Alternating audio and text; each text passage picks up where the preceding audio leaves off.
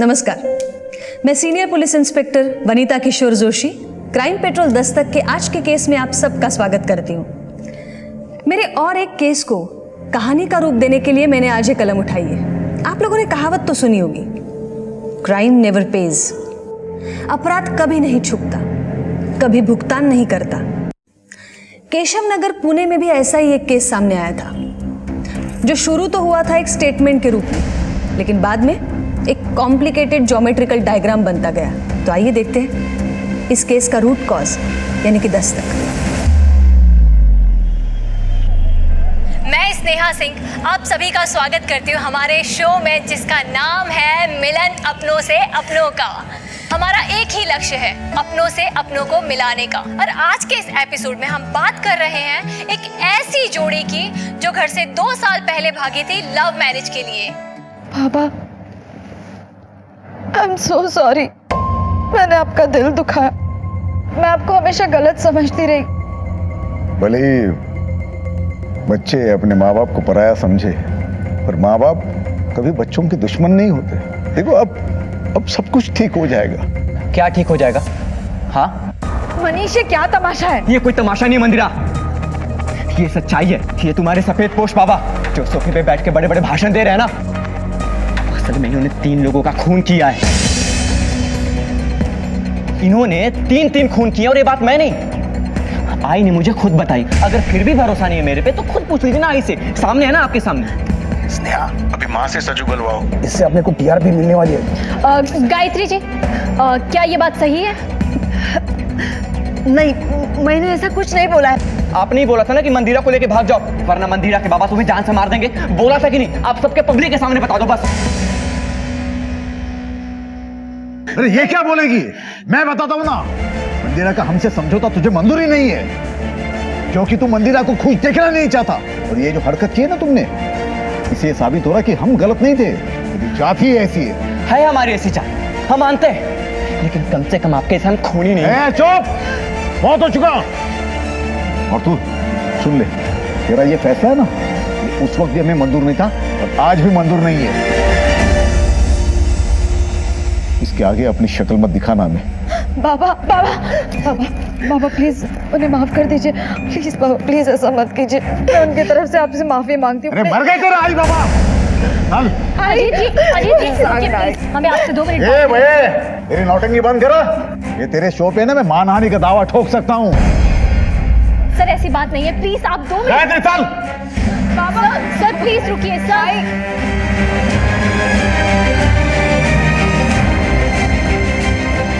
मनीष, मनीष।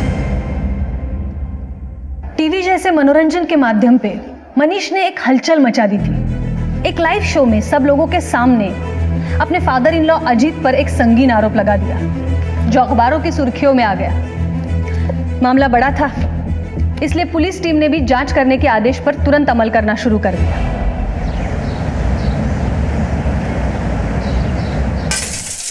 झूठ बोल रहे हो तुम। मैं झूठ क्यों बोलूंगा मंदिरा? चलो एक पल के लिए मान लिया कि तुम सच कह रहे हो। मेरे बाबा ने 3 लोगों की जान ली है, लेकिन क्या तुम्हें पता है कि वो 3 लोग कौन है? तुम जान के क्या करोगी? मैं झूठ नहीं बोल रहा। ये क्या चल रहा है आपके सेट पर? आपको अंदाजा भी है कि आपका ये शो बाहर कितनी बड़ी चर्चा का विषय बन चुका है? किसी ने आपके शो पर इतने बड़े जुर्म का खुलासा किया है। अगर ये खुलासा बेसलेस साबित हुआ ना, तो आपके लिए अच्छा नहीं होगा। आप हमें मनीष के घर का एड्रेस और उसका फोन नंबर दीजिए। मनीष जी साहब, मैं और मंदिरा एक ही कॉलेज में पढ़ा करते थे। हम दोनों बहुत अच्छे दोस्त थे भी साहब, पर ये दोस्ती प्यार में कब बदल गई पता ही नहीं चला। मैं एक गरीब परिवार से, पिताजी और मैं ऑटो चलाते हैं। मंदिरा के बाबा की नज़र में हमारी कोई हैसियत ही नहीं थी।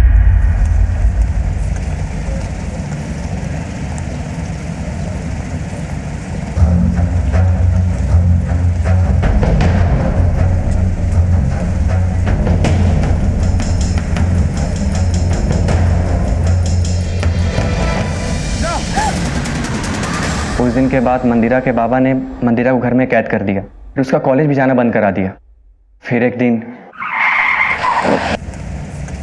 आई, क्या बोल रहे हो? अगर मुझे मंदिरा को लेके भागना होता तो कब का भाग जाता। हमें बाबा का दिल जीतना है। देख बेटा, ये दिन कभी नहीं आने वाला. तू नाही ओळखत मंदिराच्या बाबांना. अरे वो बहुत भयानक आदमी है. मंदिरा के बाबा किसी को माफ नहीं करते. अरे 1 साल पहले तो उन्होंने 3 खून करके लाशों को गाड़ दिया है. तो तुम दोनों को भी नहीं छोड़ेंगे, तुम दोनों को मार डालेंगे वो. और एक बात, ये सब मंदिरा को कभी नहीं बताना. बस इतना कर, जितना जल्दी हो सकता है तो यहाँ से कहीं दूर चला जा मंदिरा को लेके. मेरी बात मान ले और यहाँ पे कभी वापस मत आ बेटा. मेरी बात मान ले, तो भाग जा यहाँ से. मुझे लग रहा था कि आई सच बोल रही है, इसीलिए मैं और मंदिरा भाग निकले. 2 साल भटकते रहे. मुझे कई बार महसूस भी हुआ साहब कि मंदिरा के बाबा के लोग मुझ पर नज़र रख रहे हैं. ये दर दर भटकने के बाद थोड़ी शांति मिली तो मंदिरा ने शो में जाने की जिद पकड़ ली. मैंने काफ़ी मना भी किया साहब, पर मनीष, क्या लगता है तुम्हें, तुम्हारी पत्नी कहाँ गई होगी? ये काम उसके बाबा का ही है. मैंने कई बार उसके फ़ोन भी ट्राई किया, 2 बार रिंग भी बजे, फिर उसके बाद उसका फ़ोन स्विच ऑफ हो गया. मैं आपके पास ही आने वाला था साहब. प्लीज़ मंदिरा को ढूंढ निकालो आप.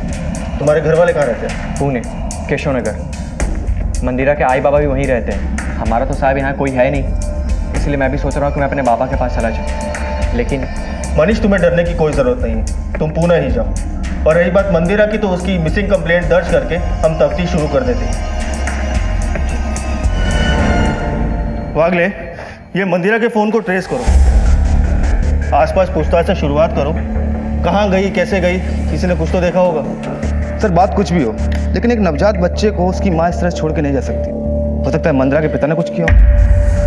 मंदिरा के पिता को अगर कुछ करना होता तो वो मनीष के साथ करते. खैर, तुम एक काम करो, इस अज्ञात विक्टिम के मर्डर केस को पूना केशव नगर पुलिस स्टेशन को हैंडओवर करो. और इस मनीष पर भी नज़र रखनी पड़ेगी, क्योंकि जिस इंसान ने 2 सालों तक ये राज अपने पेट में छुपाए रखा, आखिर ऐसा क्या हो गया कि उसने एक टीवी शो पर उल्टी कर दी. ये एक असाधारण केस था और पुलिस को भी स्वीकार था. गहरी जांच के आदेश भी मिले थे.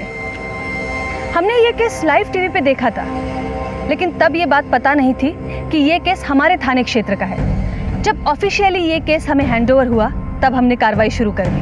अब हमें 2 केसेस सॉल्व करने थे. एक मंदिरा की मिसिंग कंप्लेंट और दूसरा अजीत पे लगाए गए 3 हत्याओं के आरोप का सच.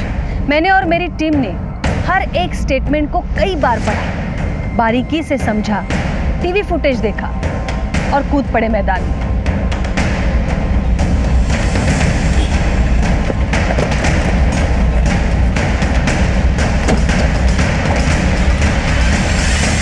सुलह करने गए थे अपने बच्ची से. सारे गिले शिकवे मिटा के उन्हें अपनाना चाहते थे, सिर्फ हमारे नवासे का मुंह देखने के लिए. हमें क्या पता हम पर कीचड़ उछलने की साजिश हो रही है. बच्चे अपने माँ बाप को पराया समझे, पर माँ बाप कभी बच्चों के दुश्मन नहीं होते. अब सब कुछ ठीक हो जाएगा. हम दोनों की जान लेकर. मतलब आप कहना क्या चाहते हो? कि अगर हम इनके हाथ लग जाते ना, तो हमें ये जान से मार देते. इन्होंने 3 खून किए और ये बात मैं नहीं, आई ने मुझे खुद बताई. गायत्री जी, मनीष के स्टेटमेंट के हिसाब से आपने उसे बताया था कि आपके पति ने 3 साल पहले 3 हत्याएं की. मंदिरा के साथ भागने को भी आप ही ने कहा था, तो फिर ये इल्जाम कैसे हुआ? ये तो सिर्फ उसने आपकी बात दोहराई है. मैंने भागने के लिए जरूर कहा था, क्योंकि मैं चाहती थी कि दोनों प्यार करने वाले मिल जाए. लेकिन अपने पति के बारे में इतनी घिनौनी बात मैं कभी नहीं कह सकती. आपकी बेटी मंदिरा मुंबई से गायब है. क्या? यहाँ पर आई थी. वो यहाँ तो नहीं आई, वो गई कहाँ? इंक्वायरी चल रही है. 5 सितंबर को स्टूडियो से बाहर निकलने के बाद आप कहाँ थे? मैं सीधा पुणे चला आया, गायत्री को घर छोड़ा और मैं वर्कशॉप चला गया. मैडम, ये मनीष झूठ बोल रहा है. उसे पकड़िए, 2 डंडे मारिए, सब सच उगलेगा. वो उसी ने कुछ किया मेरी बेटी को, और अब मुझे फंसाने की कोशिश कर रहा है. तो आपने मनीष को कभी नहीं धमकाया? मैंने धमकाया था ना, क्योंकि मैं इनके रिश्ते के खिलाफ था. एक बाप होने के नाते मैं अपनी बेटी की बेहतर जिंदगी के लिए कर रहा था, लेकिन उसे कूड़े में खेलने का शौक है, तो मैं क्या कर सकता हूँ. और ये बात कितनी सच है कि आपके लोग मनीष के पीछे पड़े हैं और उसे परेशान कर रहे हैं? जी नहीं, मेरा कोई आदमी मनीष के पीछे नहीं है. और मनीष को सारी बातें पता थी, सच पता था, तो 2 साल तक चुप क्यों रहा? वो पुलिस के पास क्यों नहीं गया उसी वक्त? मैडम, मैडम यहाँ देखिए, कुछ खोदा गया है।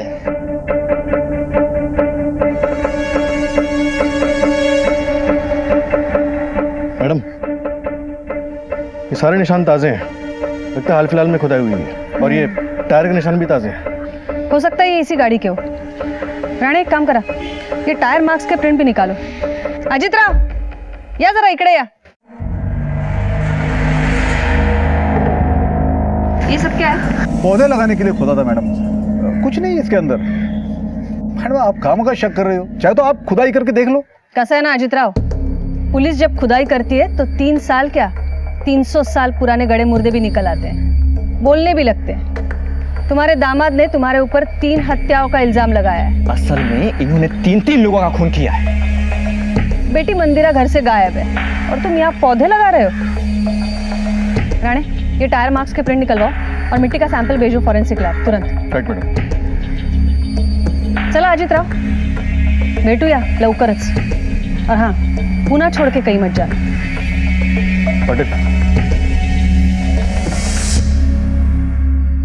मीरा रोड पुलिस ने मंदिरा की खोज तेज कर दी और लिंक से लिंक ढूंढते हुए उन्हें ये इन्फॉर्मेशन मिली थी कि मंदिरा पुणे के लिए निकली थी। साहब क्या बताओ आपको, ये अजित राव है ना, दोगुला किस्म का इंसान है। सारे दुनिया भर के प्यार करने वालों का मसीहा बनता था, शादियां रचवाता था उनकी। लेकिन जब उसी के बेटी की पारी आई ना, उसने अपना असली रूप दिखा दिया। कहाँ ले गया तेरा बेटा मेरी बेटी को? मैं नहीं जानता। अगर मेरी बेटी नहीं मिली तो तेरे बेटे के साथ तुझे भी जिंदा जमीन में गाड़ दूंगा मैं। साहब मुझे एक बात बताइए, मेरा बेटा मंदिरा को क्यों नुकसान पहुंचाएगा?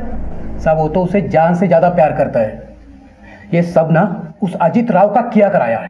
ये अजीत राव का कोई नजदीकी, कोई खास, कोई राइट हैंड जानते हो किसी को? हाँ साहब, एक आदमी है, गोविंद नाम है उसका, उसी के वर्कशॉप का मैनेजर है। साहब सुनने में आया है वो अजित राव का सबसे वफादार और राजदार इंसान है। बाबा,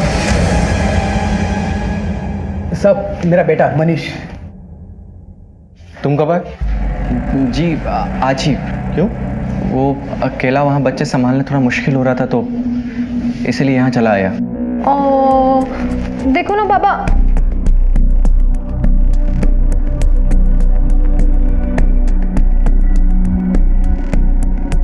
ये कौन? तुम्हारी बहन? नहीं साहब, ये हमारी पड़ोस में रहती हैं, बहुत अच्छी दोस्त है हमारी। शायद मंदिरा कुछ पता चला क्या? पता चल जाएगा, तुम जरा होशियार रहना।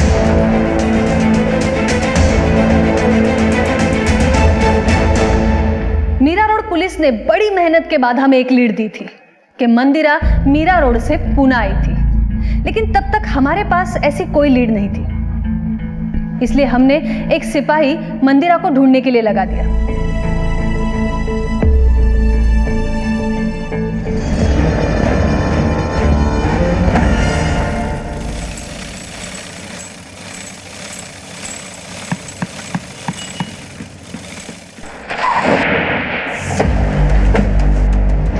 जी मैडम। तुम कौन हो? जी मैं यहाँ का मैनेजर गोविंद। आपके बॉस अजीत 5 सितंबर को यहाँ कब आए थे? करीब 2 बजे आए थे, बहुत परेशान थे। हम सबने उनका टीवी शो देखा था। उनके दिल पे क्या बीती होगी ये तो वही जानते हैं। रात भर यहीं बैठे, किसी से कोई बात नहीं की, फिर वो चले गए। ये मनीष ने जो आरोप लगाया है वो सच है या झूठ है? ये अजीत पाटिल की किसी से कोई दुश्मनी है? नहीं मैडम, अजीत सर तो बहुत अच्छे इंसान है। मैडम मुझे तो लगता है मनीष का कोई गेम है, पता नहीं वो क्या चाहता है, ये तो वही जाने।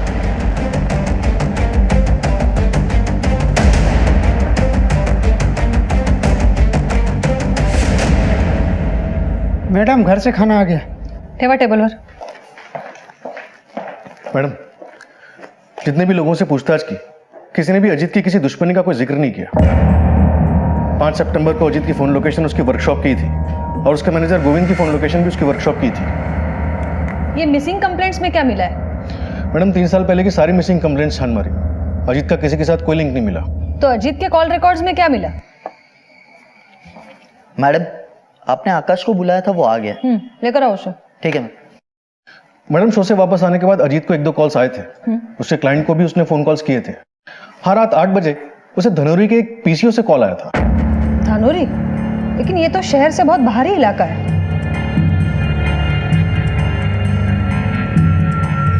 देख, हमें पता है तू कुछ तो जानता है, तो तुझे जो कुछ भी पता है वो सीधे सीधे बता दे। बोल। मैडम, दरअसल गोविंद ने आपसे एक बात छुपाई थी।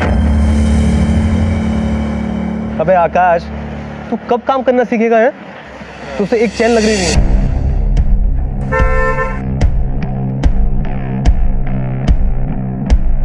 गोविंद उस दिन साहिब की गाड़ी लेकर कहीं गया था और फिर रात तक वापस नहीं आया था। ठीक है, उस पर नजर रखना, अगर बताने लायक कुछ हो तो जरूर बताना। क्यों जा रहा? ठीक है मैम। राणे, मुझे लगता है ये सब कुछ किया धरा जरूर गोविंद का है। पीसीओ से भी जरूर उसी ने कॉल किया होगा। एक काम करते हैं, धानुरी चल के पता करते हैं।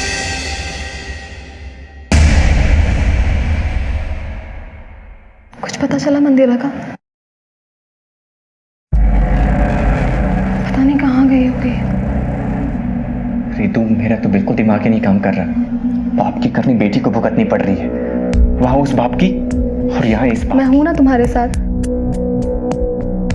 मैं ध्यान रखूंगी गर्व का। मनीष, मैंने मंदिरा के लौटने के लिए व्रत भी रखा हुआ है। क्या साहब, मोबाइल के जमाने पे पीसीओ पे आएगा तो याद रहेगा ना साहब? यही था साहब। कुछ और नोटिस किया? कोई इसके साथ था? कोई कारोबार? हाँ साहब, हाफ रहा था, हाथ पे और कपड़ों पे मिट्टी लगी हुई थी। किस तरह से आया था वो? जंगल की ओर से आया था।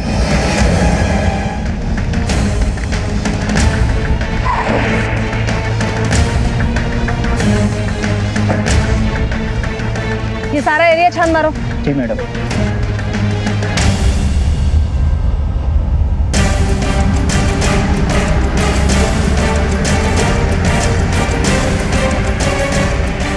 मैडम, यहाँ देखिए, कुछ खोदा गया है।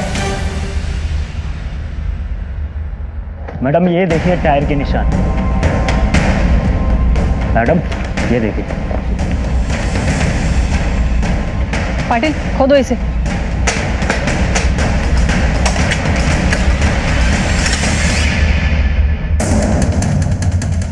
रानी, इसका मतलब हत्याओं का जो आरोप लगा है वो सच है। असल में इन्होंने 3 लोगों का खून किया है। एक कंकाल मिला है तो 2 और भी हो सकते हैं। और एक बात तो साफ है, इसको कहीं से लाके यहाँ गाड़ा गया है, क्योंकि ये गड्ढे का साइज भी छोटा है। एक काम करा रानी, ये कंकाल के ऊपर की मिट्टी अजीत के घर से मिली मिट्टी से मैच करवाओ। मैडम, मुझे लग रहा है आपका शक सही था। अजीत के घर से जो टायर के निशान मिले थे और जो ये टायर के निशान है, मुझे लग रहा है एक ही है। पहले गोविंद को उठा कर लेकर आओ और फिर अजीत।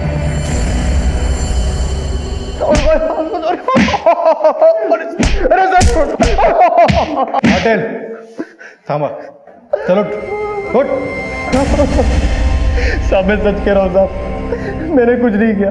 धनोरी के पीछे वाले ने तुझे पहचान लिया है। अजीत के घर से मिले टायर के निशान और तेरी गाड़ी के टायर के निशान मैच हो गए हैं। अब अपना मुंह खोल दे, ये तो बहुत लंबा हो जाएगा। तो गोविंद, साहब मैं सच कह रहा हूँ, मुझे कुछ नहीं मालूम। रानी, इसको अजीत के लिए त्याग करने का इतना शौक चढ़ा है तो अच्छा है ना, हमारे पास भी काफी सबूत है। बाकी के 2 खून भी इसके नाम पर डाल दो, केस क्लोज कर। ठीक है ना मैडम? मर्डर चाहे 1 हो या 3 हो, होगी तो उसे फांसी।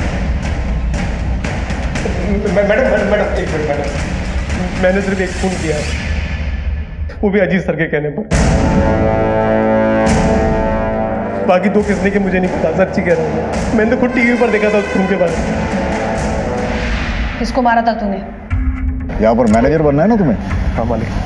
ओ, विकास को रास्ते से हटा दो। हटा दो मतलब? मार दो उसको। क्या बदबू? कोई सवाल नहीं, सोच। और तूने उसकी जगह ले ली, क्यों मारा विकास को? अजीत सर ने कहा था कि मुझसे कभी सवाल मत पूछना, इसलिए मैंने कभी सवाल नहीं किया उनसे। तो तुझे बाकी 2 हत्याओं के बारे में पता नहीं है। चल मान लेते हैं, मंदिरा के बारे में क्या जानता है? ये मंदिरा को गायब करने में भी अजीत का हाथ है? मुझे कुछ नहीं मालूम उसके बारे में। केस बहुत बड़ा बन गया था। एक तरफ 3 हत्याओं की गुत्थी, असल में इन्होंने 3 लोगों का खून किया है, और दूसरी तरफ मंदिरा की तलाश। हम भी पूरी शिद्दत के साथ केस की तह तक पहुंचने में लग गए।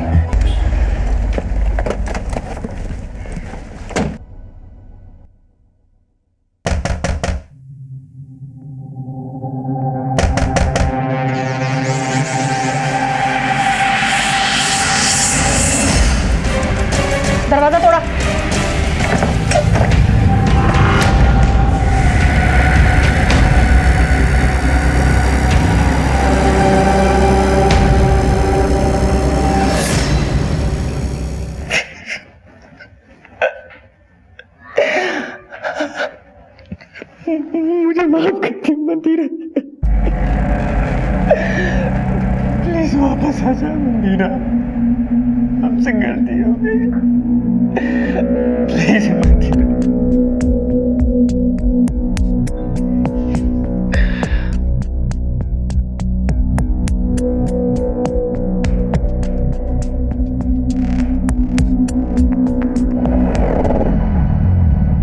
अब बताइए हुआ क्या था? गोविंद के पकड़े जाने के बाद मेरे पति बहुत डर गए थे। कोई भरोसा रखने लायक नहीं रहा है, एक एक को देख लूंगा मैं। उठे निकाला। सारी मुसीबत खड़ी करके पूछ रहे हो कहाँ जा रहे हो? क्या जरूरत थी तुम्हें मुंह खोलने की मनीष के सामने? अब पुलिस मेरे पीछे लग जाएगी। कहीं मनीष की बात सच तो नहीं है ना? काश मेरी बेटी मेरे साथ होती, कहीं वो मंदिरा के साथ कुछ गलत ना करे। वो बहुत सनकी आदमी है। देखिए, हमें पता चल गया है अजीत ने विकास को मरवाया। अब आप ये भी बता दीजिए वो बाकी के 2 लोग कौन हैं? किसके साथ दुश्मनी है अजीत की? दुश्मनी नहीं, दोस्ती थी। प्रभा और मंदिरा के बीच बहुत अच्छी दोस्ती थी। प्रभा का हमारे घर में अक्सर आना जाना रहता था। बाबा, ये मेरी बेस्ट फ्रेंड है प्रभा, और कल संडे है ना, तो मैंने सोचा कि ये हमारे घर पे स्टे कर लेगी, इसलिए मैं उसको ले आई। अरे हाँ हाँ, क्यों नहीं, तो ये भी तो अपनी ही है, और ये यहाँ रहेगी तो तुम्हारा भी मन लगा रहेगा। रिलैक्स बेटा। बाबा, मेरा घर दाखो। हो देखो, आजा तुझे घर दिखाते हैं, आजा। आई अरे आता तर त्यांची नजर प्रभावर होती, फिर उन्होंने प्रभा का ब्याह विकास से करवा दिया। मंदिरा, ए लवकर ये। काय झालं बाबा? आज मैंने इन दोनों की शादी करा दी है, देखो कितने खुश लग रहे हैं, और आज के बाद ये दोनों यहीं रहने वाले हैं।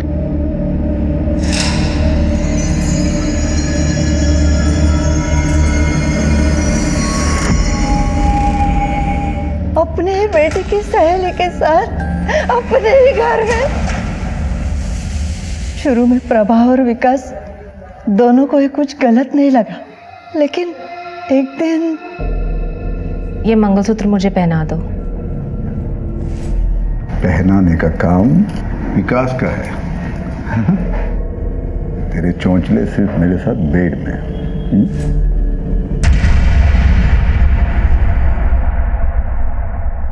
अब तो प्रभा और विकास दोनों एक दूसरे के करीब आने लगे थे। अगर अजीत सर को पता चल गया तो? अगर उसने कुछ करने की कोशिश की ना, तो उसका असली चेहरा मैं सबके सामने ले आऊंगी। विकास, तुम मेरे पति हो, और वो बदन नोचने वाला भेड़िया। खैर, इस वक्त भी तुम कौन सी बातें लेकर बैठ गए हो? उसके बाद विकास की पत्नी प्रभा भी गायब हो गई, लेकिन उसके पास कहीं चले जाने का कोई कारण नहीं था। मैं समझ गई, उसे भी मार दिया गया है। फिर जब मनीष ने टीवी शो में इन पे इल्जाम लगाया, असल में इन्होंने 3 लोगों का खून किया है, तो उन्होंने विकास की लाश को गोविंद के हाथों जंगल में गड़वा दिया। 2 नाम तो पता चल गए, तीसरा कौन है? या तू पता दे या मैं पुलिस में जाऊं। पुलिस में क्यों जाता है? छोड़ छोड़, मिलना है ना, उन दोनों को मिलना है ना, मैं मिलवा। ऐसा करना, कल फैक्ट्री में आ जाना मेरे, और उन दोनों को वहीं मिल लेना। कल आखिरी दिन होगा। अरे वादा है मेरा, पक्का मिलवा दो। उस दिन के बाद विनायक को मैंने कभी नहीं देखा। तुम अगर इतना सब कुछ जानती थी तो कभी पुलिस के पास क्यों नहीं आई? इनका डर इतना था कि कुछ सुझा ही नहीं देता था। मुझे मेरी बेटी मंदिरा की चिंता थी। अगर ये सब सच उसके सामने आ जाता तो ना जाने क्या होता। उसी दौरान मंदिरा को मनीष से प्यार हो गया, लेकिन मैं जानती थी अजित इन दोनों को नुकसान पहुंचा सकता है, और मैं मंदिरा को समझा नहीं सकती। इसलिए मैंने मनीष को समझाया, जिसकी वजह से ये सब बवाल हो गया। लेकिन किसी ने भी विनायक या फिर उसकी बेटी प्रभा और विकास, इनकी मिसिंग कंप्लेंट क्यों नहीं की? विनायक का तो आगे पीछे कोई नहीं था, और प्रभा की कंप्लेंट करने से पहले ही विनायक गायब हो गया था। बचा कौर, उसकी पत्नी जया, जो ये सब परेशानियां सह नहीं पाई और उसकी दिमागी हालत थोड़ी खराब हो गई। ये जया कहाँ रहती है? बोधी बस्ती में कहीं तो रहती है। देखो, कानून को अंधेरे में रखने के लिए और अपराध को छुपाने के जुर्म में तुम्हें हमारे साथ चलना होगा। घेऊन ये ना बाहर। राणे, अजित के मोबाइल को ट्रैकिंग पे डालो, उसके सारे बैंक अकाउंट्स को मॉनिटर करो, उसके नाम का लुकआउट नोटिस जारी करो हर थाने में। वो निकलने की तैयारी में होगा, इसलिए हर एंट्री और एग्जिट पे अलर्ट करो। उसकी फोटो फ्लैश करो सब जगह। Okay madam. और ये प्रभा और विनायक दोनों के 3 साल पहले के फोन रिकॉर्ड्स निकालो, हो सकता है उनके लास्ट लोकेशन से कुछ हेल्प मिले। Right madam. राणे, ये मनीष के कॉल रिकॉर्ड्स निकलवाओ।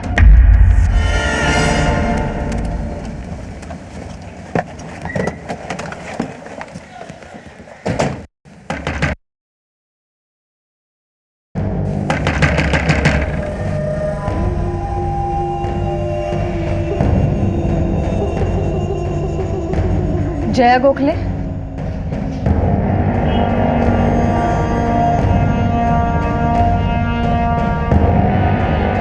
आपके पति और बेटी के बारे में पूछताछ करनी है। प्रभा तो चली गई अपने पति के साथ शादी करके।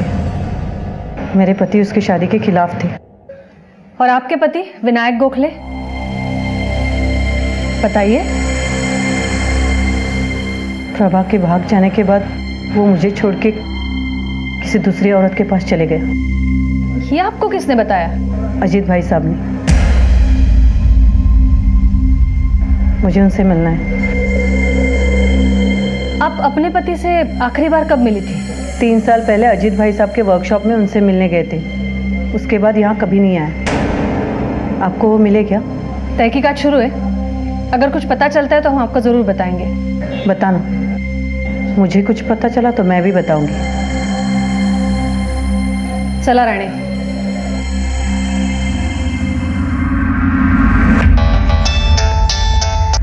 हेलो। ओके मैडम, मनीष के कॉल रिकॉर्ड्स आ गए। ये ऋतुजा उर्फ ऋतु, इससे क्या चक्कर है तुम्हारा? चक्कर? मेरे आई बाबा ने उसे मेरे लिए पसंद किया था। और तुमने मंदिरा को। ये शादी के बाद भी तुम ऋतु से कांटेक्ट में थे, क्यों? ऋतु पसंद आने लगी थी क्या तुम्हें? मैडम, आप गलत समझ रही हैं। हाँ, मैं मानता हूँ कि मैं ऋतु से रेगुलर बात करता था, लेकिन उसे समझाने के लिए, ताकि वो किसी दूसरे से शादी कर लो, अपना घर बसा ले। और ये बात तो मंदिरा भी जानती थी। अगर ये सच है मनीष, तो तुम्हारे लिए बेहतर है।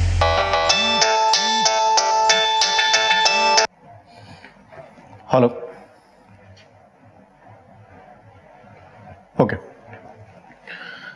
मैडम, विमन नगर के गेस्ट हाउस में अजीत ने अपना कार्ड यूज किया पेमेंट के लिए, लेकिन उसका फोन अभी भी स्विच ऑफ है। गेस्ट हाउस का नाम पता करो क्या है।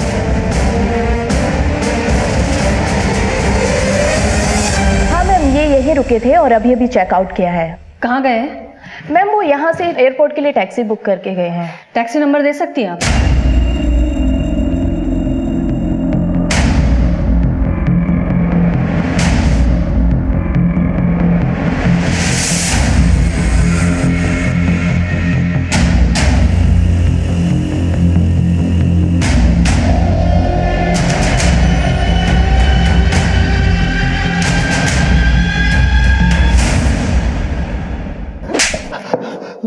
मैडम, मी का नाही केलं? एक कहावत तो सुनी होगी तूने, क्राइम नेवर पेज। हर जुर्म एक निशान छोड़ता है, जिसे ढूंढते ढूंढते पुलिस मुजरिम के गिरेबान तक पहुंचती है। तेरा पर्दाफाश। गोविंद के हाथों जिसका तूने कत्ल करवाया था वो विकास था। तेरे घर के प्रीमाइसेस से तूने जो कंकाल हटवाया वो हमारे हाथ लग गया। चल बोल, बाकी के 2 कंकाल कहाँ हैं? मैडम, ये गोविंद है ना, झूठ बोल रहा है। मेरे वर्कशॉप में उसको प्रमोशन चाहिए था मैनेजर का, इसलिए शायद उसने विकास को रास्ते से हटवाया होगा। ओ अभी मुझे फंसा के मेरा पूरा वर्कशॉप हड़पना चाहता है वो। राणे, मैडम, मैं कसम खा के शपथ समझो मैडम, मैंने कुछ नहीं। झूठ बोलने का नाटक बंद कर अभी। तेरी पत्नी गायत्री ने भी बताया हमें कि तूने प्रभा और विनायक का भी कत्ल किया है। पता नहीं गायत्री झूठ क्यों बोल रही है मैडम। मैडम, प्रभा और विकास एक दूसरे से प्यार करते थे और मैंने उनकी शादी करवाई। शादी के बाद वो लोग दोनों कहाँ चले गए मुझे सच्ची में कुछ पता नहीं है। तो तू निर्दोष है? बिल्कुल मैडम, मैडम ये मुझे फंसाने की कोई साजिश हो रही है। मैडम मेरी बेटी गायब होने का इल्जाम मुझे लगाया गया, उसके बाद ये विकास तो मर्डर, और मैडम प्रभा और उसके बाप विनायक से मेरा कोई लेना देना ही नहीं है। तो हमें देखकर भागा क्यों तू? मैं डर गया ना मैडम, वो मतलब आप लोग मुझे किसी केस में फंसा दोगे, इस डर से मैं भाग गया वहां से। अभी तक हमारे हाथ में विनायक और प्रभा की हत्या का कोई ठोस सबूत नहीं है। अगर कोई कुछ जानता है तो वो है अजीत, जो निर्दोष होने का ढोंग कर रहा है। राणे, एक बात तो तय है, ये प्रभा और विनायक दोनों गायब है, और गायत्री के पास भी कोई वजह नहीं है झूठ बोलने की। इसका मतलब है हमें अब दूसरा रास्ता अपनाना पड़ेगा। जया ने बताया कि विनायक आखिरी बार अजीत से मिलने उसकी वर्कशॉप गया था। उसकी कॉल लोकेशन भी वही बताया, और उसके फोन की IMEI नंबर को ट्रैक करके पता चला है कि उसका फोन अभी तक ऑन नहीं हुआ है। इसका मतलब है जो कुछ भी हुआ है अजीत के वर्कशॉप पर हुआ है।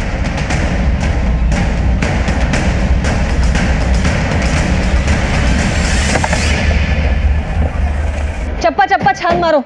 देखो उधर।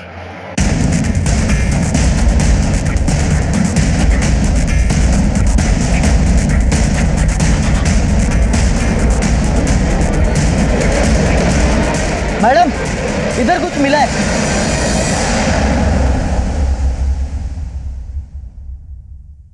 ये ड्रम में कोई सीमेंट इस तरह जमा करके क्यों रखेगा? काफी गड़बड़ है।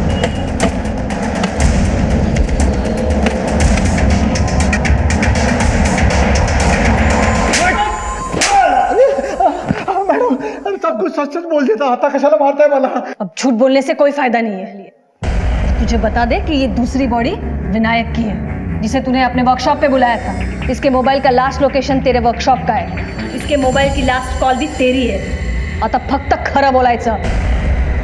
विनायक अपनी बेटी प्रभा को लेके मुझे बहुत परेशान कर रहा था। उसने मुझे धमकी दी, मेरे खिलाफ पुलिस में जाएगा।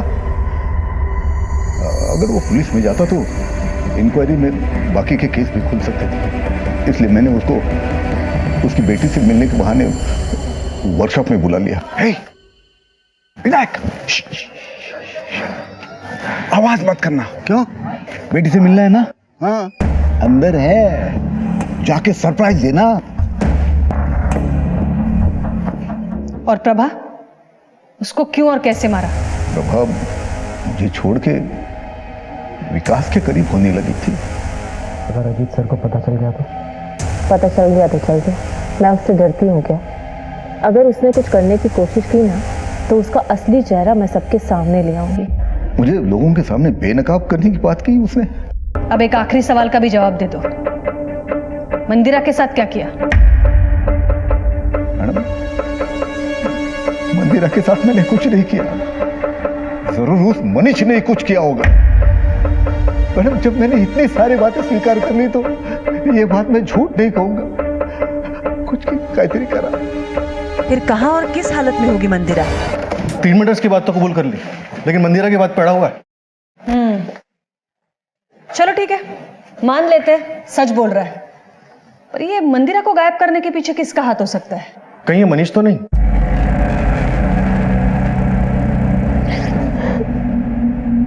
मनीष, मैं तुम्हें ऐसा नहीं देख सकती। तुमने तब से मंदिरा मंदिरा की रट लगाई हुई है, और एक वो है जिससे तुम्हारी थोड़ी सी परवाह नहीं। प्लीज रितु, मेरा दिमाग वैसे भी डिस्टर्ब है, कम से कम तुम तो ऐसी बातें मत करो। हाथ जोड़ता हूं तुम्हारे सामने, मुझे अकेला छोड़ दो।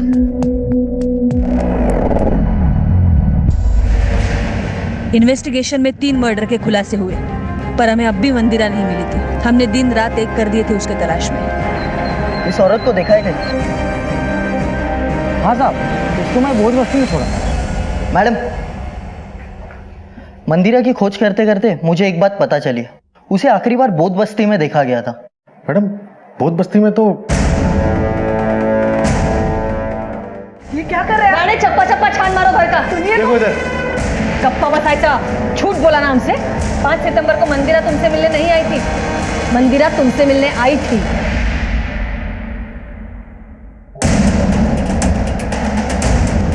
मैडम ये देखिए,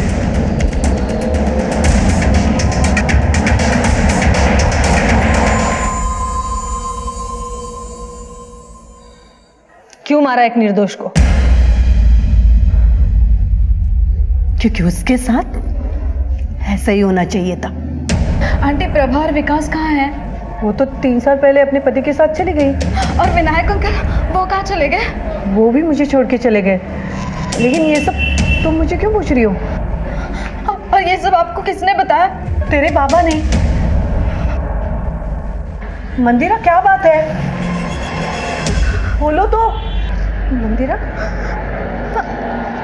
आंटी हाँ मनीष ने बाबा पर ना हाँ 3 हत्या के इल्जाम लगाए और ये 3 लोग हैं जिनके बारे में बाबा ने बताया कि वो हमें छोड़कर चले गए हैं। मुझे लग रहा है कि कहीं मनीष की बात सच तो नहीं है। पापा ने कहीं 3 लोगों को मार तो नहीं दिया? मैंने उसे बंदी बना के रखा था। वो भाग न जाए इसलिए मुझे लगा उसे ढूंढते उसका बाप वहां आ जाएगा तो मैं उससे अपना बदला ले लूंगी। लेकिन ये मंदिरा बहुत ही कमजोर निकली, जल्दी मर गई। उसका बाप वहां आता तो मैं उसे भी मार देती उसे भी। कानून अजित को उसके गुनाहों की सजा देगा, लेकिन तुमने एक निर्दोष को मारा है, इसकी सजा तुम्हें भी जरूर मिलेगी। प्रभा की लाश भी हमने अजीत के बताए हुए जगह से बरामद कर ली। आपने कई बार कई अनोखे किस्से देखे या सुने होंगे। हत्या के बाद लाश को घर में दफना दिया, दीवार में चुनवा दिया, जलाकर भस्म कर दिया, वगैरह वगैरह। लेकिन ये राज वही मुजरिम खोलते हैं जो इस साजिश को रचने के लिए सोच समझ के प्लानिंग करते हैं। इस केस में गायत्री को भी कई बार दस्तक मिली, लेकिन डर की वजह से कह लो या फिर स्वार्थ की वजह से कह लो, आने वाली हर एक दस्तक उसने अनसुनी कर दी। मनीष की आवाज भी एक दस्तक थी जिसने पुलिस को जगाया। असल में इन्होंने 3 लोगों का खून किया है और एक बहुत बड़े केस का पर्दाफाश हुआ।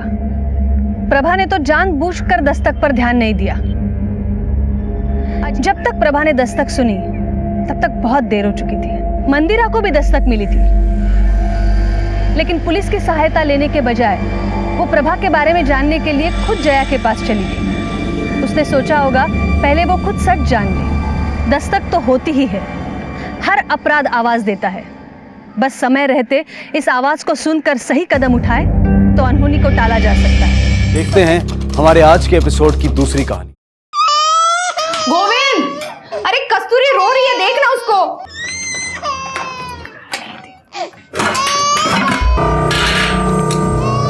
चावल तो खत्म था ही, आटा भी खत्म हो गया। रोटी कैसे बनाओ?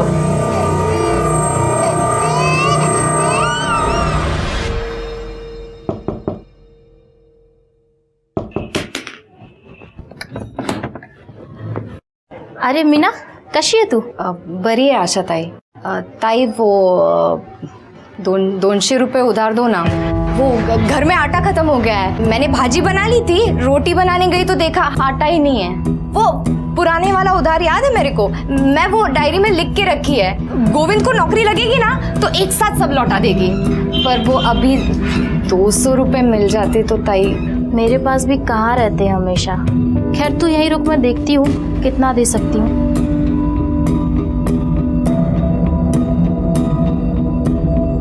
मीना तू गोविंद को बोलती क्यों नहीं है कि वो कुछ काम वाम करे? घर पे बैठने से कोई काम देने घर पे थोड़ी आएगा।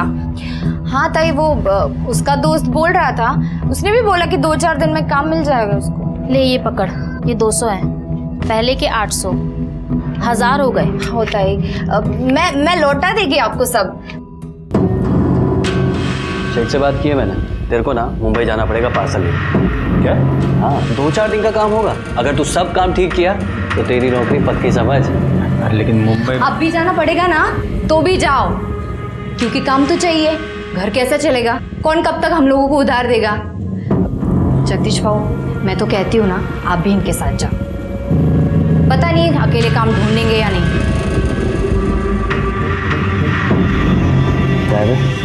भाभी बहुत भड़की हुई है। ये खाली है क्या तेरी? बिल्कुल। वैसे एक और काम है, उधर से पैसा भी जल्दी मिलेगा। कौन सा? देख, तू तो जानता ही है मैं जिस बंगले की देखभाल करता हूँ, मेरा सेठ दुबई रहता है। उसे हफ्ते में एक बार साफ सफाई के लिए काम करने वाले की जरूरत है। अगर मीना भाभी ये काम करने को तैयार हो जाए तो मैं आगे बात करता हूँ। बोल क्या बोलता है तू?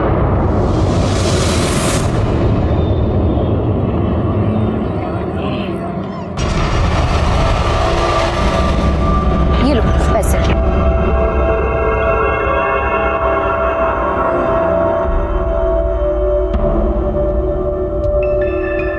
अरे बाप रे बाप, कितना बड़ा घर है ये।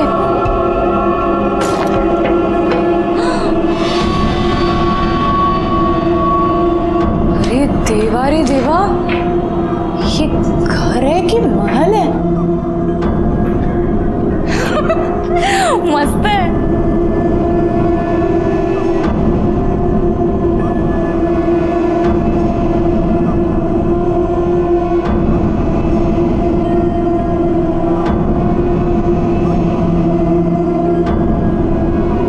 कितना मस्त टीवी है।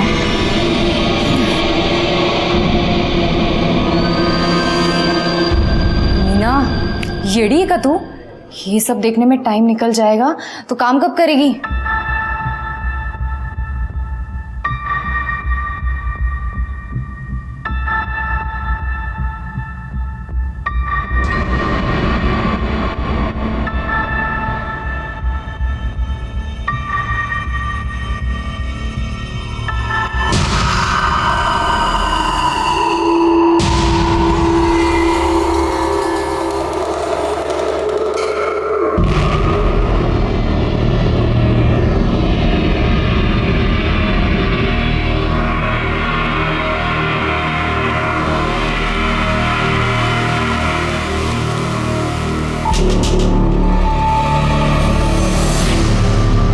बाप रे, रात हो गई।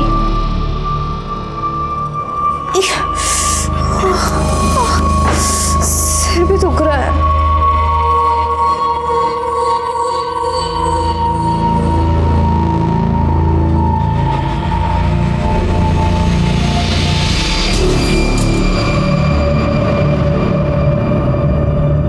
मीना, तू कैसी बाहर है? तेरे को कुछ शर्म वरम है या नहीं है? मैंने ऐसा क्या कर दिया? 4 दिन पहले तू बच्ची को मेरे पास छोड़कर गई और तू गायब है।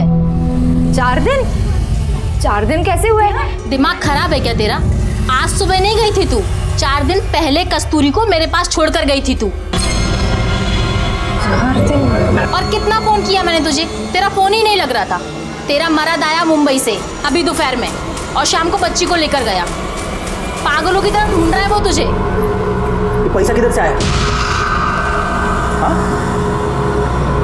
कहाँ से लाइए पैसा?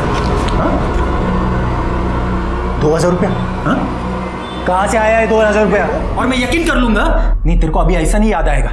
तेरी सारी चर्बी निकालता हूं मैं, तब तेरे को बराबर याद आएगा। क्या गलत हुआ तेरे साथ? मतलब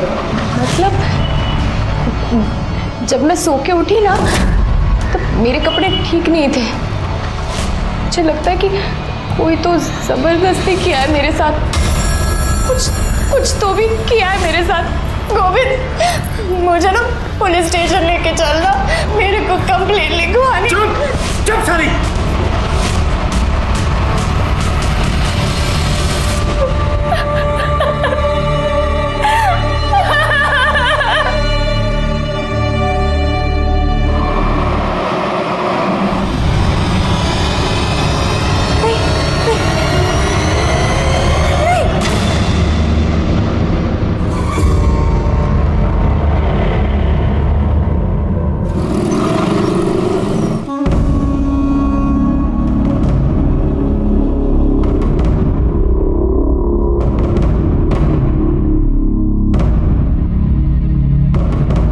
होता थांबा, कुठे चाललात? काय काम है? वो बड़े साहब से मिलना था, कंप्लेंट लिखवानी थी। बड़े साहब तो बाहर गए हैं। आइए, मेरे को बोलिए कंप्लेंट। आइए, मैं लिखता हूँ। नहीं, बड़े साहब से ही मिलना है। क्या है ताई, बड़े साहब केस के सिलसिले में बाहर गए हैं, उनको आने में टाइम लगेगा। नहीं, बट उनसे ही मिलना था, मेरे को तो उनसे ही मिलना था। ठीक है, तुम्ही तिथे बसून वाट बघा। चलो चलो साइड हटो, हटिए, चलो चला पीछे चला। पाटिल, बॉडी को सीधा करो।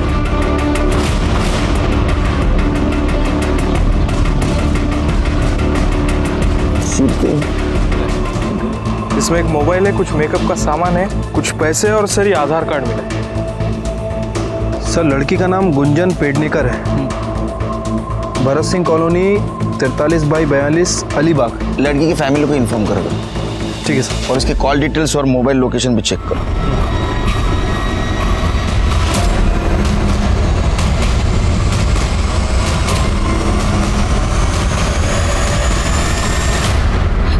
नमस्कार साहब। सर ये औरत का ब्लड लिखवाना चाहती है। वो क्या मुहूर्त वक्त है, लिखून गया। जी सर, मैंने उनको बोला कि मैं कंप्लेंट लिखवा दूँ, पर वो आपका इंतज़ार कर रहे हैं, आपको ही मिलना चाह रहे हैं। हाँ बताइए, क्या कंप्लेंट है आपकी?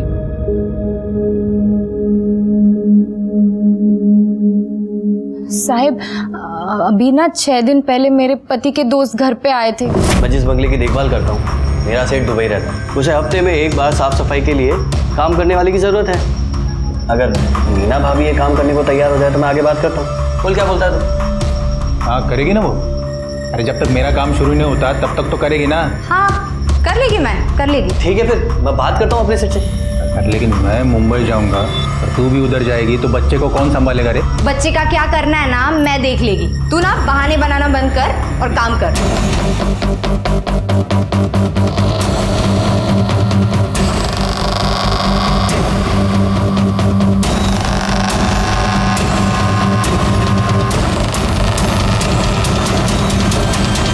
आज सुबह नहीं गई थी तू, 4 दिन पहले कस्तूरी को मेरे पास छोड़कर गई थी तू। कहाँ से आया है 2000 रुपया? मेरे को कोई सुई लगाया था, कोई लाल कमीज वाला आदमी था, उसका चेहरा याद नहीं मेरे को, और एक खाकी वर्दी कोई तो आदमी था उसके साथ। साहब मुझे ऐसा लगता है कि मेरे साथ जबरदस्ती की गई है साहब।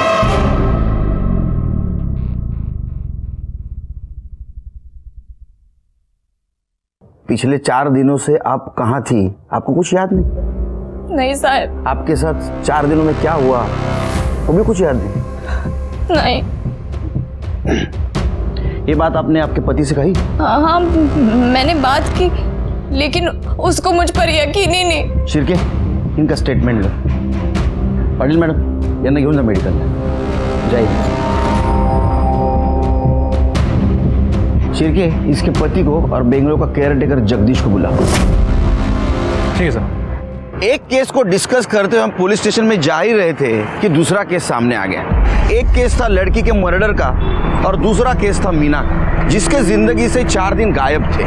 हाँ 4 दिन गायब थे, और उन 4 दिनों में उसके साथ क्या हुआ है उसे कुछ याद नहीं था। सिर्फ धुंधला सा याद आ रहा था कि उसके साथ रेप हुआ है।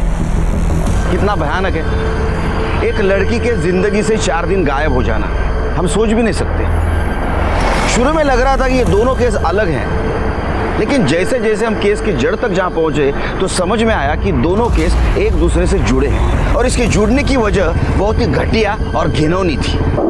साहब मैं ही वो बंगले की देखभाल करता हूँ, और मीना भाभी को मैंने ही वहाँ काम पे लगवाया था। तो तेरे को पता होगा ना वहाँ कौन आता है, कौन जाता है, क्या चलता है? साहब मैं ही सुबह शाम आता जाता हूँ नजर मारने, और सेठ तो दुबई में है। 2-4 साल में कभी कभार आए तो आए, नहीं तो नहीं आते, और कोई नहीं आता जाता नहीं है। तो वो 4 दिनों में मीना वहाँ नहीं दिखाई दी तुझे कभी? साहब मैं और गोविंद मुंबई में थे 4 दिन से, इसके काम के सिलसिले में ही गए थे, और वो तो गोविंद को पैसे और काम दोनों की ज़रूरत है, इसलिए मीना भाभी को साफ सफाई के लिए मैंने वहाँ लगवाया था। अब मुझे पता होता कि मैं ही फंसूंगा तो मैं ऐसा कभी नहीं करता साहब। मैंने तो सिर्फ अपने दोस्त की मदद करने की सोची सर। तुझे क्या म्हणणं? साहब जगदीश खरं बोलता है, आप दोनों भी मेरे काम के लिए मुंबई में थे, कल शाम को ही लौटे। और साहब मैं तुम्हारा सांगतो, इस औरत में मेरे को कुछ गड़बड़ लग रही है। 1 नंबर की झूठी कहानी बता रही है आपको। नहीं साहब। तुम इतने यकीन से कैसे कह सकते हो कि ये झूठ बोल रही है? साहब 1 नंबर की झूठी औरत है ये। आवाज, वरना पूछो ना इसको, पूछो इसको कि 4 दिन के अंदर 2000 रुपये कहाँ से लाई है। नहीं, जबकि उसको याद ही नहीं कि वो कहाँ थी, क्या हुआ उसके साथ। सर वो सब कुछ तो उसको धुंधला याद है, पर 2000 रुपये कहाँ से आया यही याद नहीं। झूठी है सर, ये झूठी। आवाज खाली सांगितलं ना, सच क्या है झूठ क्या हम पता करेंगे। एक बात याद रख, उसको तकलीफ दी, मारा पीटा ना, अंदर करूंगा, उल्टा लटका के मारूंगा, समझा? आवाज चढ़ाता है। चिरके सर मीना को और ये जगदीश को लेके जाओ बंगले पर। अगर वहां कुछ कांड हुआ है तो क्लू तो जरूर कुछ ना कुछ मिलेगा।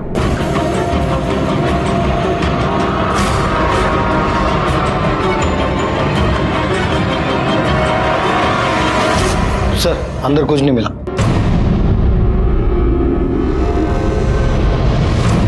सर पूरा बंगला चेक किया लेकिन कहीं कोई एविडेंस नहीं मिला है। शिरके ये गोविंद और जगदीश के सीरियल डिटेल्स निकाल, एक दूसरे को बहुत सपोर्ट कर रहे हैं। हो सकता है दोनों ने मिलकर कांड किया हो।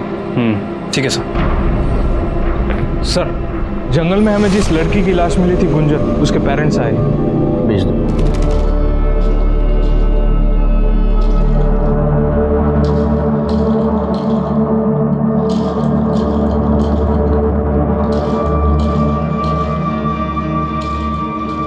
पेडणेकर साहेब, तुमची मुलगी 4 दिवसांपासून गायब होती और आपने मिसिंग कंप्लेंट तक नहीं लिखवाई, क्यों? पहले थोड़ी सी पढ़ा लिया सर। मतलब?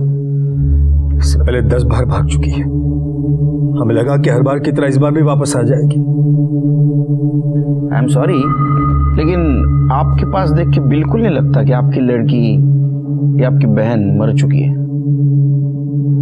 बिल्कुल बिल्कुल दुखी नजर नहीं आते आप। वो इसलिए क्योंकि हमें पता था कि उसके साथ एक न एक दिन ऐसा कुछ होने वाला है। बहुत समझाया था उसे, एक नहीं सुनी उसने। हमेशा अपनी जिद पूरी करनी होती थी उससे।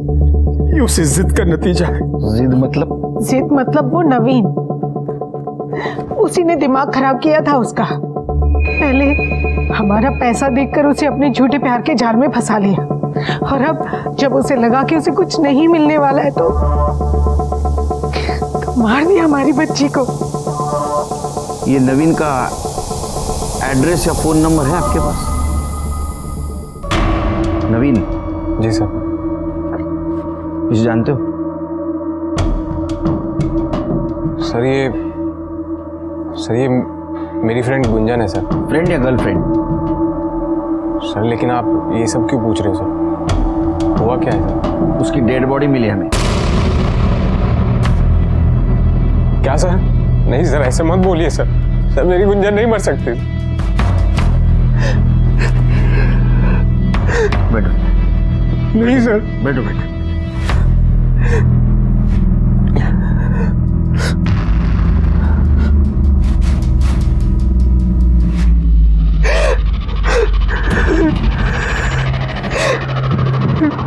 अब ये सब बातें छोड़ो, अब सच सच बताओ, गुंजन के बारे में क्या जानते हो?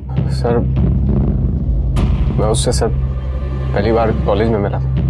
पहले हमारी दोस्ती हुई सर, फिर उसके बाद हम दोनों एक दूसरे को पसंद करने लगे। लेकिन सर गुंजन के घर वाले मुझे पसंद नहीं करते थे। कॉलेज खत्म हुआ तो फिर हम उसके घर वालों से छुप के बाहर मिलने लगे।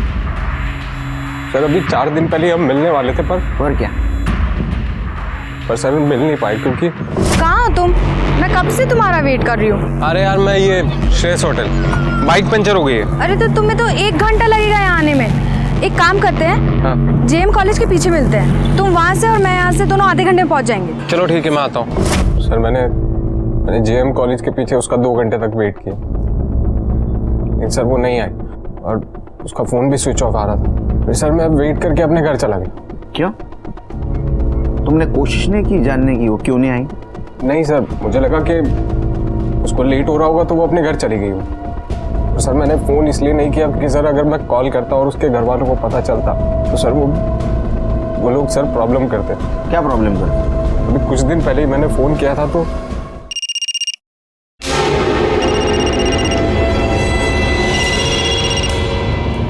डार्लिंग, तुम 2 मिनट और फ़ोन ना उठाती ना तो मेरी जान निकल जाती। जान तो मैं वैसे भी तुम्हारी ले लूंगा अगर गुंजन का पीछा नहीं छोड़ा तो। जानते हो तुम मुझे? अंकल नहीं, अंकल आप बेकार में गुस्सा हो रहे हैं।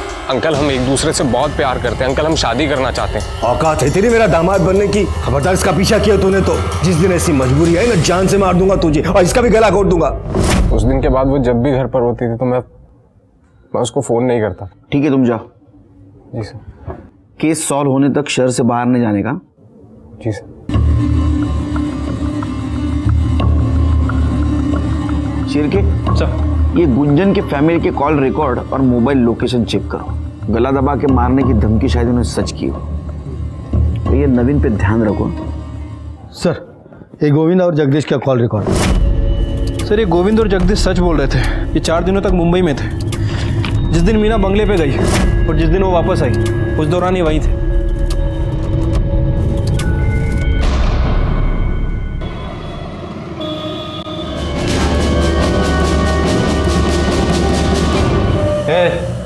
तू क्या देख रहा है? हाँ, पसंद है तेरे को? चाहिए तेरे को? हाँ, अरे चाहिए तो बोलना मेरे को। अरे नहीं बाबू, कैसे बात कर रहे हो आप? लगता है आपको दारू चढ़ गई है। अरे शर्मा क्यों रहा है कमल? तेरे को चाहिए ना तो मेरे को बोल। सिर्फ 2000 रुपए देने का और रात भर मजा लेने का इसके। आओ, काय बोलता है तुम्ही? अरे नहीं बाबू, नहीं चाहिए मुझे। अरे 200 रुपए सिर्फ। नहीं बाबू। साले फोकटिया, तो तेरे को क्या सब कुछ फोकट में चाहिए? अरे चल निकल बाहर, निकल साले। काय करताय तुम्ही? साला फोकट में चाहिए। ए, क्या देख रही है? हाँ, बुरा लगा तेरे को? दर्द हुआ? साला कस्टमर है क्या तेरा? हाँ, कस्टमर है?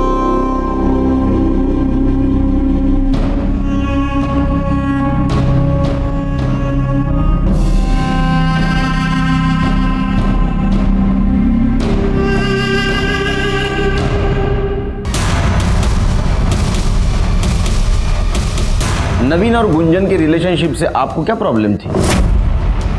यही कि ना वो हमारी जात का था ना औकात का।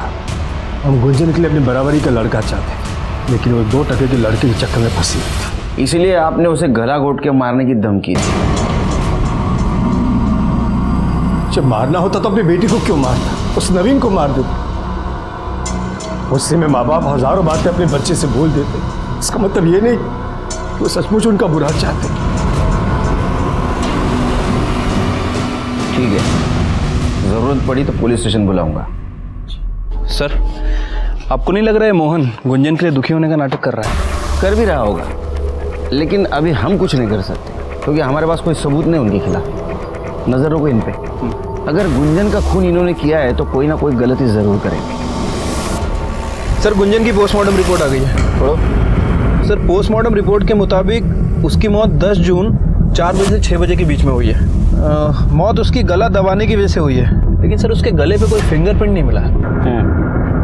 मतलब ये हो सकता है कि जिसने उसका गला दबाया उसने ग्लव्स पहने हुए थे। सर, उसके साथ लगातार 4 दिन तक रेप किया गया है, वो भी अलग अलग आदमी ने, क्योंकि अलग अलग फ्लेवर के कॉन्डम्स यूज़ किए गए। सर, ये रेप है, लेकिन रेप जैसा दिख नहीं रहा, क्योंकि सर उसकी बॉडी पे कहीं भी कोई स्ट्रगल के निशान नहीं है। और सर, सबसे इम्पोर्टेंट बात, उसकी बॉडी पे सेलेस्ट्रॉन नाम का ड्रग मिला है। इस ड्रग को लेने के बाद इंसान को कुछ याद नहीं रहता। सर, इसी तरह का ड्रग हमें मीना की मेडिकल रिपोर्ट में ही मिला था, इसीलिए शायद उसे भी कुछ याद नहीं था कि वो 4 दिन तक कहाँ थी और उसके साथ क्या हुआ। श्री के कुछ समझ में नहीं आ रहा है। ये गुंजन 4 दिन गायब थी, मीना भी 4 दिन गायब थी। गुंजन को ड्रग दिया गया था, मीना को भी ड्रग दिया गया था। गुंजन के साथ 4 लोगों ने रेप किया था और मीना को जितना याद है उसका कहना है कि 2 जन थे। फर्क सिर्फ इतना है, गुंजन को मार दिया और मीना को जिंदा छोड़ा। क्यों, ये पता चल जाएगा, लेकिन ये बात तो साफ है कि इन दोनों केस का आपस में कुछ ना कुछ कनेक्शन है, और ये कनेक्शन क्या है ये हमें सिर्फ मीना बता सकती है। इस केस में हम जैसे जैसे आगे बढ़ रहे थे, कंफ्यूजन और सॉल्यूशन दोनों साथ चल रहे थे। दोनों केस का आपस में कनेक्शन था, लेकिन विक्टिम की परिस्थितियों को देखा जाए तो कनेक्शन नहीं लग रहा था। हाँ, ये बात तो सच थी कि गोविंद का इसमें कोई हाथ नहीं था, वो तो मेल मेंटेलिटी का शिकार था, और इसीलिए मीना की बात साबित होने के बावजूद भी उसे सहारा देने के बजाय वो उससे नफरत कर रहा था। एक बात समझ में नहीं आ रही थी, मीना और गुंजन इन दोनों को ड्रग देके 4 दिनों तक किसने रेप किया, गुंजन को क्यों मारा और मीना को क्यों जिंदा छोड़ा? नहीं, उसको बोलो जल्दी काम करे। वो बहुत इतना ढीला करेगा ना तो मेरा काफ़ी नुकसान हो जाएगा यार। This is not right. He has to be prompt. I don't want to remind you again.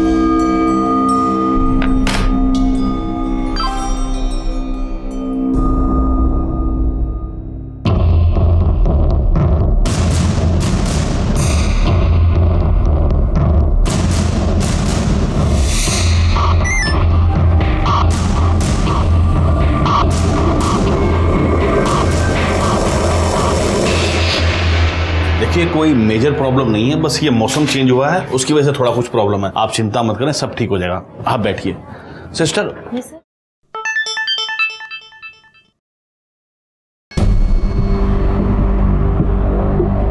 देखो मेरा काम था एडवाइस देना, वो मैंने दे दी है कि अभी शेयर बेचने का नहीं खरीदने का टाइम।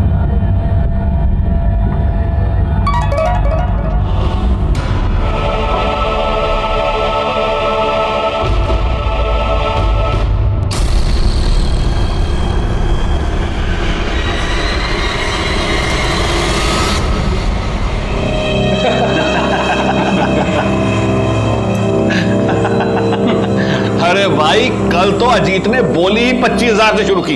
लगता है भाभी जी में वो दम नहीं रहा, बहुत बेसब्री से इंतजार कर रहा था बटरफ्लाई का। अबे मेरी छोड़, अपनी सोच। मेरे पास तो स्टेफनी है, पर तू तो ऐसे ही मरेगा। और मैंने कब रोका है तुझे? जितनी हिम्मत हो बोली लगा ले। ठीक है, चलो फिर लगाते हैं 40,000। 40,000, 60,000। कोई है इससे ऊपर बोलने वाला? बोलो। क्यों राजन भाई, क्या बात है? आजकल धंधा कुछ मंदा चल रहा है, हाँ तो आपने बोली नहीं लगाई। 75,000। चलिए राजन भाई, बटरफ्लाई पे सबसे पहला हक आपका। तो इसी बात पे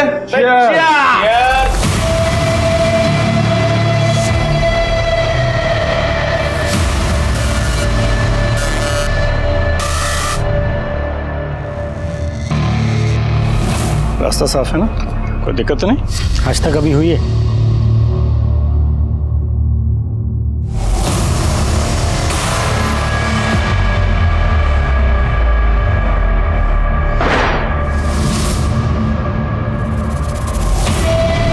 यही वो 4 आदमी थे जो क्लब चलाते थे और मासूम लड़कियों की बोली लगाते थे, उन्हें ड्रग्स देकर रेप करते थे, और इस वजह से इन लड़कियों को कुछ याद नहीं रहता था। मीना को जो धुंधला धुंधला सा याद आ रहा था, उसमें 2 आदमी थे, एक लाल शर्ट पहना हुआ और एक खाकी ड्रेस पहना हुआ। लाल शर्ट तो कोई भी पहन सकता है, लेकिन खाकी वर्दी या तो रिक्शा ड्राइवर, या तो गवर्नमेंट ऑफिस का प्यून, या तो हमारे डिपार्टमेंट का आदमी, कौन हो सकता है? और उसने ऐसा क्यों किया, ये सोच के मेरा सर चकरा रहा था। सर, नवीन के बयान के मुताबिक नवीन खड़ा था श्रेयस होटल के पास और गुंजन थी सिविल हॉस्पिटल के पास। नवीन ने गुंजन को कॉल करके जेएम कॉलेज के पीछे बुलाया। जेएम कॉलेज के पीछे मिलते हैं, तुम वहां से और मैं यहाँ से, दोनों आधे घंटे में पहुंच जाएंगे। सर, अब सिविल हॉस्पिटल से जेएम कॉलेज के पीछे पहुंचने में लगभग आधा घंटा लगता है, वो भी तब जब खुद का व्हीकल हो, लेकिन गुंजन के पास कोई व्हीकल नहीं है। मतलब गुंजन ने जेएम कॉलेज पहुंचने के लिए किसी ऑटो का इस्तेमाल किया होगा। सर, गुंजन के कॉल रिकॉर्ड के हिसाब से गुंजन ने नवीन से 10 मिनट बात की और उसके बाद उसका फ़ोन स्विच ऑफ हो गया। मतलब ये गुंजन जेएम कॉलेज के लिए निकली तो थी, लेकिन वहाँ पहुँची नहीं। कहाँ गई होगी सर? शिरके, इस रूट पे कितने रिक्शा चलते हैं देखो, उनके ड्राइवर कौन है आरटीओ से पता करो, और हाँ इस मीना से क्रॉस वेरीफाई करो, देखो किसी ड्राइवर को पहचानती है क्या जिसने उसे बंगले तक छोड़ा था, क्योंकि गुंजन और मीना की केस हिस्ट्री ऑलमोस्ट सेम है। ठीक है सर। सर, गुंजन का बॉयफ्रेंड नवीन आपसे मिलना चाहता है। बोला। तुम्हें इतने दिनों के बाद याद आया कि गुंजन के मर्डर में उसके फैमिली का हाथ हो सकता है? सर, शक तो मुझे पहले से ही था, लेकिन सर उस दिन मुझे ये बात याद ही नहीं आई, वरना सर मैं आपको बता देता। आप लोगों को ये बात समझ में नहीं आती? मेरी लाइफ मेरी है, आपने मेरे फोन को हाथ भी कैसे लगाए? ये मेरी पर्सनल चीज है, आप इसे नहीं छू सकती। तू हमारी इज्जत को मिट्टी में मिलाती रहे और हम तेरा फोन भी नहीं छू सकती। कितनी बार कहा है उस कमीने से दूर आकर, वो हमारी बिरादरी का नहीं है, उसकी तो जात भी हमारी। जात बिरादरी ये सब आपके लिए मायने रखती होगी, ये सब मैं नहीं मानती। मान तो तू भी जाएगी, बस मनवाना पड़ेगा तुझे। मैं क्या छोटी बच्ची हूँ जो आपकी धमकियों से डर जाऊंगी? सर, ये सब मुझे गुंजन ने ही फोन पर बताया, और सर कुछ टाइम बाद तो उन्होंने उसका फोन भी छीन लिया गया था। सर बहुत दिन तक हमारी बात नहीं हुई, तो फिर सर मुझसे रहा नहीं गया, और सर मैं हिम्मत जुटा के उससे मिलने उसके घर पर चला गया। चल गया ऐसे। देख, आखिरी बार बोल रहा हूँ, दूर रहे उससे, वरना तुझे ही नहीं उसे भी जान से मार डालूंगा। आई बात समझ? चल निकल। मुझे पता है तुम लोग उसे मारते पीटते हो, अंदर रूम में बंद करके रखा तुमने, छोड़ूंगा नहीं मैं तुम्हें, तुम्हारी पुलिस में रिपोर्ट करूंगा मैं। चल निकल। सर वो लोग बहुत पुराने ख्यालों के लोग, वो लोग जात बिरादरी के नाम पर सर कुछ भी कर सकते हैं। सर मुझे पक्का यकीन है कि उन्होंने ही मेरी गुंजन को मारा। नवीन के बयान के मुताबिक ये मामला ऑनर किलिंग का है शिरके। सर मुझे लगता है कि हमें गुंजन की फैमिली से एक बार अपने तरीके से पूछताछ करनी चाहिए। नहीं शिरके, तुम एक बात भूल रहे हो। देखो गुंजन 4 दिन तक गायब थी, 4 दिन अलग अलग लोगों ने उसके ऊपर रेप किया और 4 दिन के बाद मारा। फैमिली ऐसा क्यों करे? वो तो उसी दिन मार देती। एक बाप अपनी ही बेटी को ड्रग देकर 4 अलग अलग लोगों से रेप क्यों करवाता? देखो शिरके, मीना और गुंजन का केस सेम है, लेकिन मीना का गुंजन की फैमिली से कोई कनेक्शन नहीं है। इसका मतलब इसमें कोई और इन्वॉल्व है। पर हमें ये तभी पता चल सकता है जब हमें ये पता लगेगा कि गुंजन जिस ऑटो में गई थी जेएम कॉलेज के पीछे, वो ऑटो किसका था। सर आरटीओ से लिस्ट आ गई है। सर ऐसे 70 ऑटो हैं जो उस एरिया में रजिस्टर्ड हैं। मतलब हो सकता है कि 70 से 90 ऑटो उस रूट पर चलते होंगे। सर इनमें से ये एक ऑटो है जो उस वक्त वहाँ से गुजरा था। यहाँ पे गुंजन का फ़ोन भी स्विच ऑफ हुआ था। और सर इसके ड्राइवर की लोकेशन मर्डर स्पॉट से भी मैच करती है। क्या नाम है इस ड्राइवर का? सर राम ज्ञानी मिश्रा। लेके आओ उसको।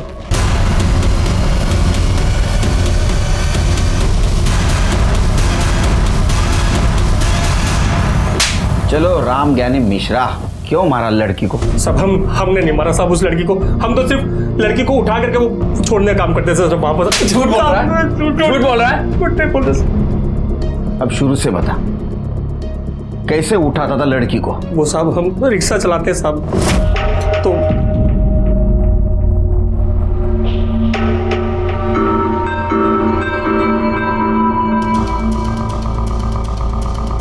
ए लैला मजनू, क्या हो रहा है इधर?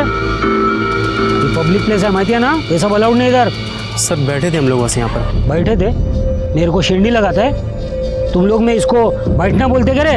हाँ सर जा रहे हैं हम लोग। घर वाले का नंबर दे। सर जा रहे हैं ना सर। नंबर दे बोला ना। Sir sorry sir.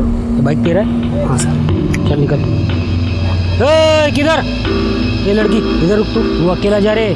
लेकिन सर अकेला जा बोला ना, नहीं तो रास्ते में वापस लैला मजनूगिरी करोगे तुम लोग। निकल, चले निक। किधर रहती तू? पास में। इधर इधर किधर? ओ यमुनानगर। ए रिक्शा, चल बैठो।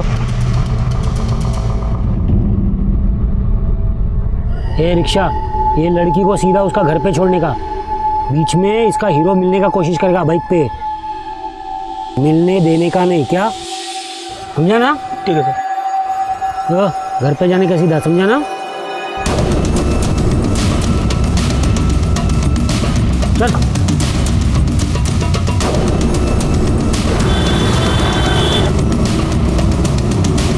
अरे सिस्टर आपको बहुत टेंशन हो रहा है, एकदम देखिए पसीना पसीना हो गई हो।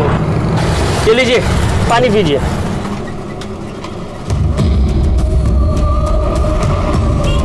आराम से पानी पीजिए।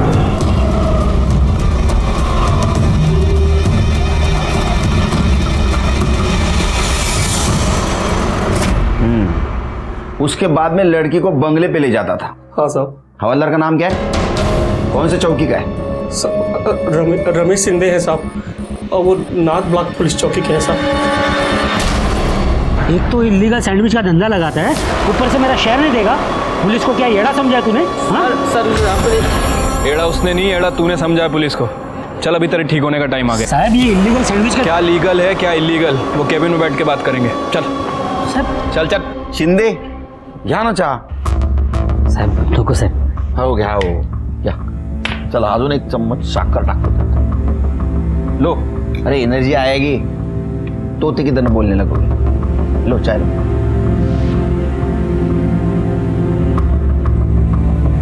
आ गई एनर्जी, बोलो। बुलवाना पड़ेगा। शिरके चलो इनका स्वागत करो, शिकायत का मौका नहीं मिलना चाहिए। हो साहब। सब सब सब मारू नका साहब। रिक्शा वाले मिश्रा ने जहां लड़की को छोड़ा था वहीं तुम्हारा मोबाइल लोकेशन मिला है। आधी कहानी उसने बताई, आगे वाले तुम बताओ। साहब वो रिक्शा वाला एकदम झूठा है साहब। उसको रूल तोड़ते हुए पकड़ा ना मैंने बहुत बार, इसलिए खुन्नस निकाला साहब। फंसाने की कोशिश कर रहा है मेरे को। अरे पुलिस वाला है शिरके, सबूत मांगेगा वो। हाँ पाटिल मैडम, सबूत लेके आओ।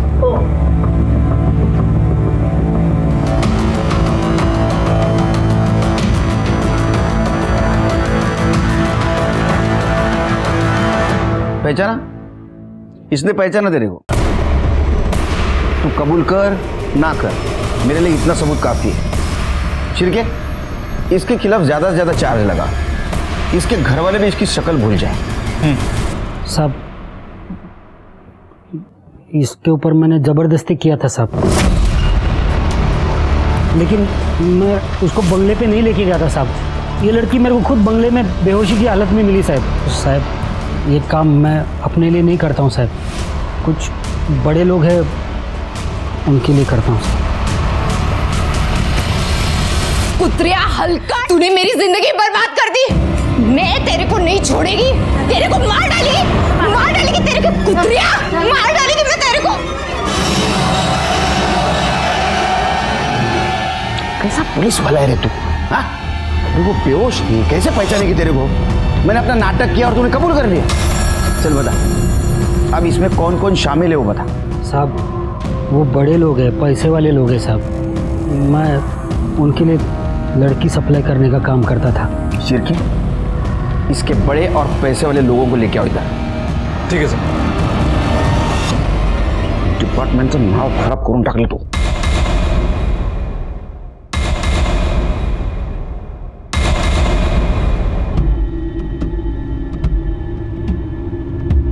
इंस्पेक्टर साहब, इसके पहले कि आप मेरे क्लाइंट्स को परेशान करें, मैं कुछ बताना चाहता हूँ।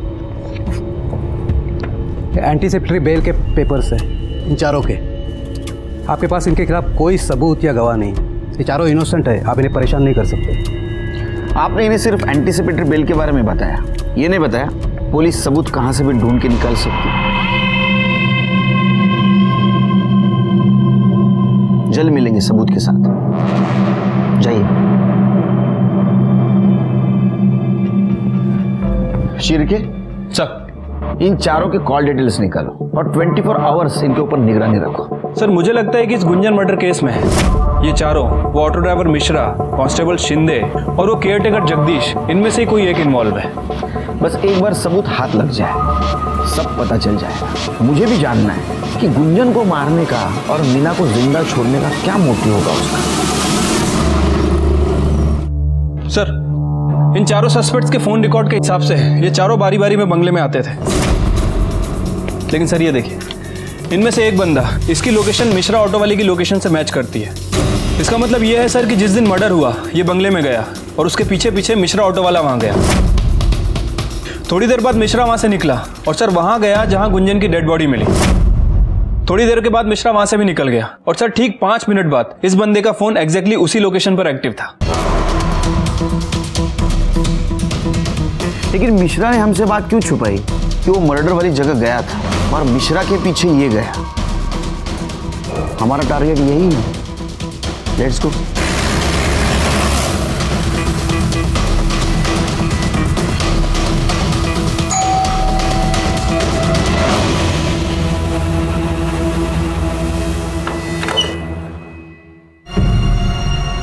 आप यहाँ? ये घर आपका नहीं है? जी नहीं, ये घर मेरे छोटे भाई अजीत का है। कल उसने गुंजन की आत्मा की शांति के लिए हवन रखा था, इसलिए आए थे। पर आप लोग यहाँ? हमने अजीत की आत्मा की शांति के लिए हवन रखा है, बुलाएंगे उसे। कौन है भाई साहब? मैं हूँ केलकर गुरुजी। चले पुलिस स्टेशन, आपकी आत्मा की शांति के लिए हवन रखा है। चलो शुरू करो। सर, वो हम 4 दोस्तों का एक ग्रुप है, हमने क्लब बनाया हुआ है। उसमें हवलदार शिंदे हमें लड़कियां सप्लाई करता था। जब भी उसे कोई लड़की मिल जाती थी तो वो हमें मैसेज करता था कि बटरफ्लाई हैज़ अराइव्ड। फिर हम चारों दोस्त मिलकर उस लड़की के लिए बोली लगाते थे। जो भी सबसे ज़्यादा बोली लगाता था वो सबसे पहले उस लड़की के साथ मज़े लेता था, और जो सबसे कम बोली लगाता था उसका नंबर सबसे बाद में। तुम्हें वो लड़कियां वो ऑटो ड्राइवर मिश्रा सप्लाई करता था? सर, वो लड़कियों को बंगले पे छोड़ जाता था, फिर हम उसे डॉक्टर हरीश की दी हुई ड्रग देते थे। उससे वो लड़की बेहोश हो जाती थी और जब उसे होश आता था तो उसे कुछ याद नहीं रहता था। सर, इस बार मेरी बोली सबसे कम थी, इसलिए मेरा नंबर चौथे दिन ही आया। जब मैं वहाँ पहुँचा तो मैंने देखा कि अरे, शिंदे ने तो कहा था लड़की है, पर ये तो औरत है। चलो कोई बात नहीं।